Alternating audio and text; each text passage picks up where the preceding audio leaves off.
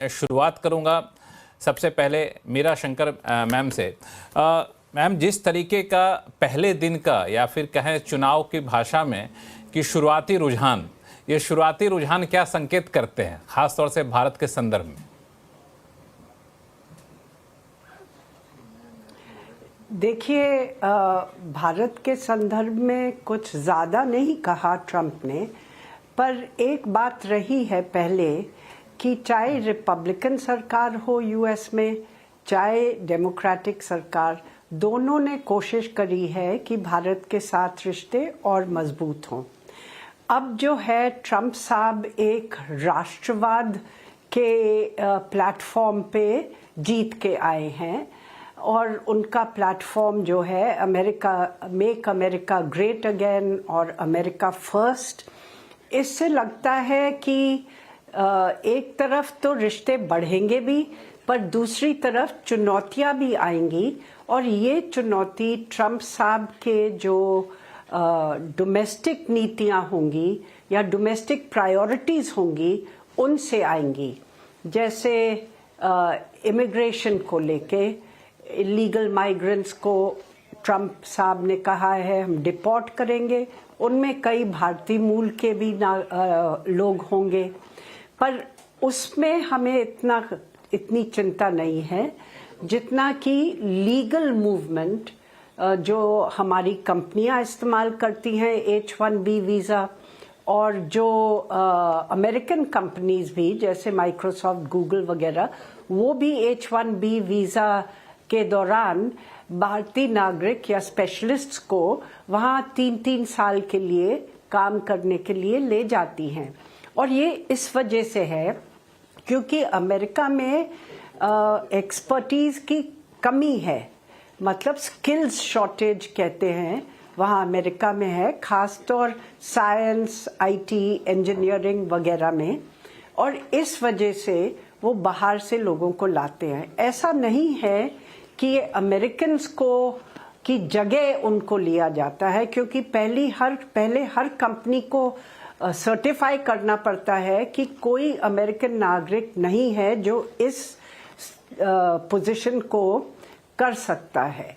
तभी फिर वो H-1B वीज़ा आगे बढ़ता है। दूसरा ये है कि जो H-1B वीज़ा होल्डर्स हैं उनकी तनख्वाह काफ़ी ऊंची है, $100,000 से भी ऊंची है, और जो एवरेज वेज है अमेरिका में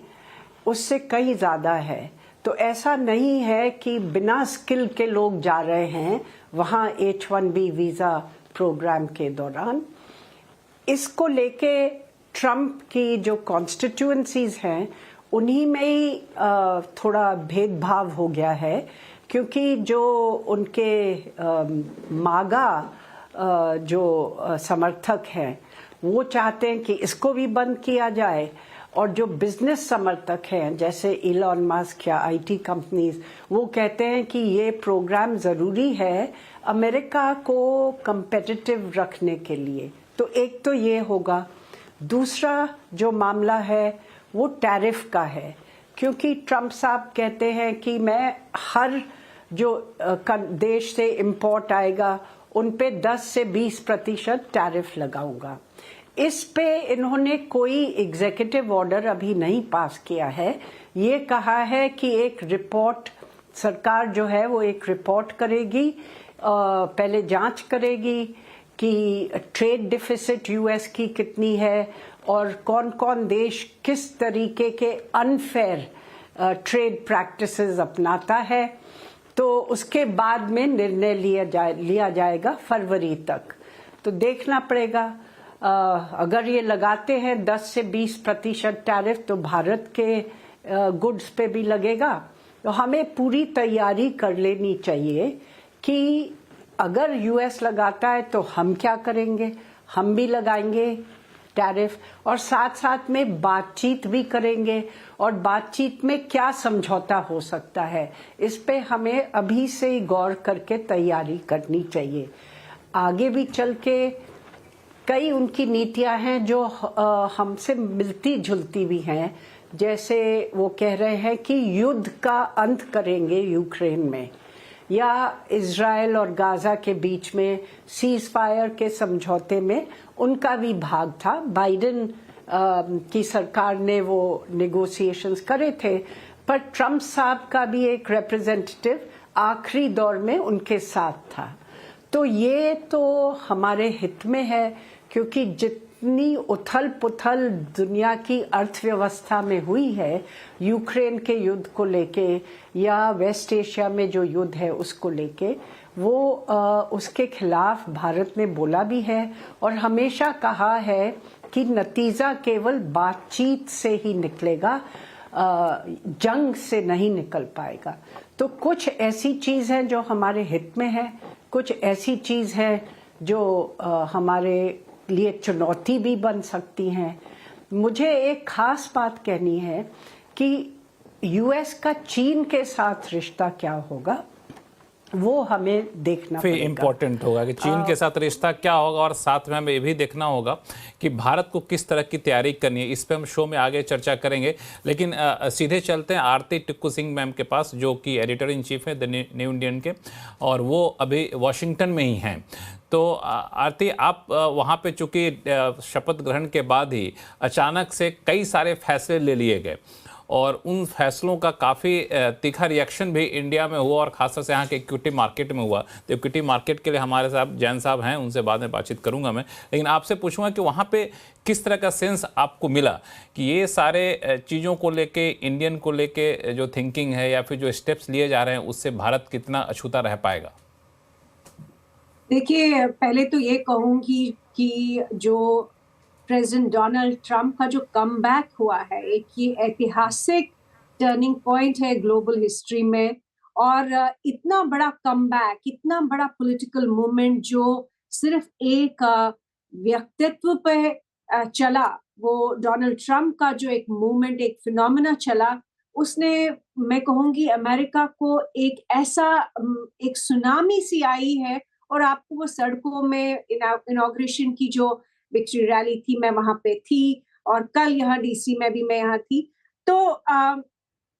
जो नजर आ रहा है कि एक जो अमेरिकन सोसाइटी कहीं ना कहीं पीछे जा रही थी, सोशली, पॉलिटिकली, इकोनॉमिकली। हमने देखा कि केओटिक पीरियड अमेरिका पिछले कई वर्षों से देख रहा है, और जिस तरह का एक नया कल्चर, वोकिज्म का कल्चर, जिस तरह इनफैक्ट लोगों से मैंने जो बात की कि उनको लग रहा था, अमेरिकन सोसाइटी को लग रहा था कि वो कॉमन सेंस से दूर जा रही है।